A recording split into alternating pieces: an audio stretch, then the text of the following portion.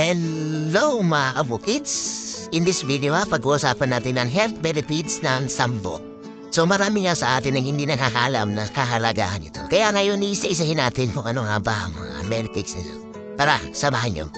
Nakakatulong para maiwasan ang pagkakaroon ng kidney stones. Nakakatulong sa pag-ihi at tinatanggal ito ang mga toxins sa ating katawan. Nakakapagpababa ng blood pressure.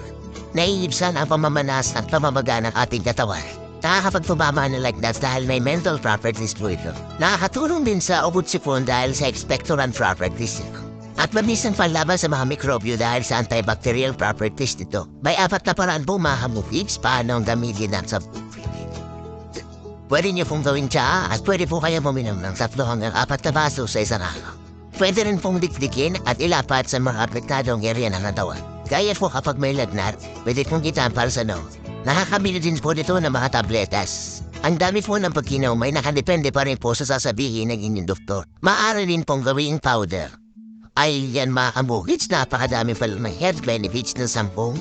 Ayun pa man, laki pa rin kumonsulta sa doktor kapag may mga iniinom po kayong maintenance. Ay lamang po, maraming salamat. Huwag niyo pong kalimutan i-share para malaman din po na rin.